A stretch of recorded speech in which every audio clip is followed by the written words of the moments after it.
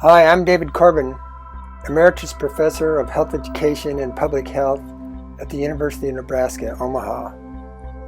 I participated in the 10-10-10 conference in Omaha. It was billed as a new take on marketing and technology, which blurred the line between art, music, commerce, business, law, and politics. For my part, as a public health professor, I worked with 350.org on a public event held in Memorial Park across the street from UNO.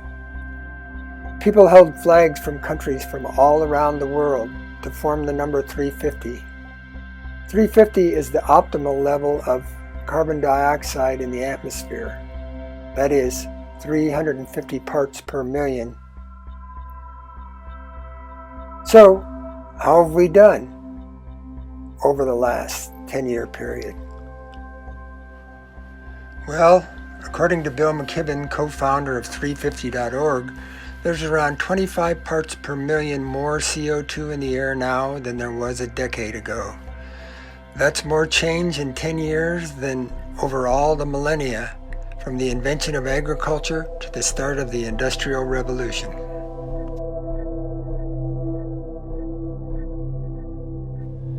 At the last conference, we also emphasized plastic and health and plastic and the climate. Over the years, manufacturing of plastic has grown by leaps and bounds. It even inspired a cover story of National Geographic. It looks like we molded plastic, then it molded us. Here's some projects we've been working on over the years.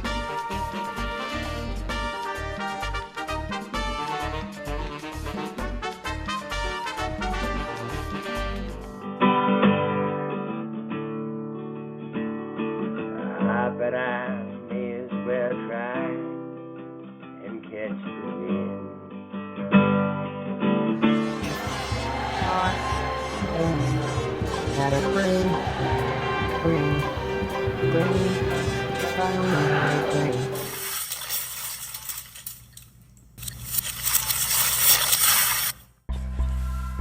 Meanwhile, in Omaha, we moved backwards. Omaha's mayor vetoed a ban the plastic bag effort. The legislature voted to forbid communities from banning plastic bags and rejected a bill to plan for climate change.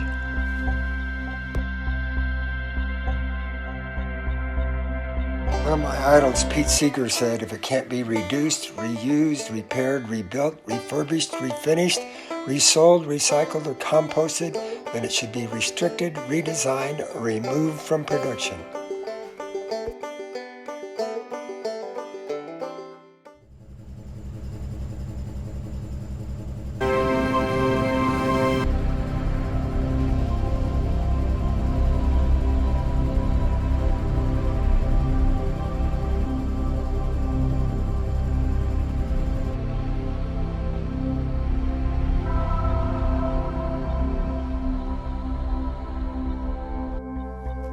We have to stop letting the fossil fuel industry manipulate us.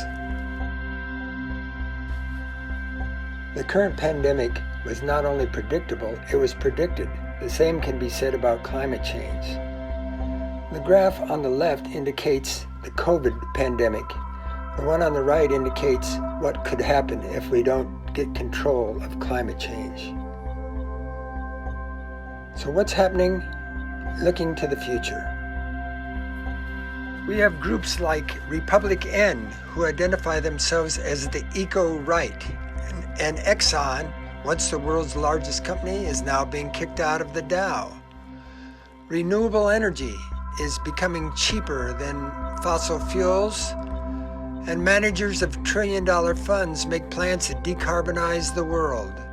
The U.S. Chamber of Commerce has identified climate change as a global challenge, and the number of Americans who feel passionately about climate change is rising rapidly. Students at Creighton University voted to divest from fossil fuels, and the administration approved a partial fossil fuel divestment. Students are leading the way in climate change. And Omaha Public Power District has decreased its coal energy and increased renewables. And to the skeptics, what if it's all a big hoax and we created a better world for nothing?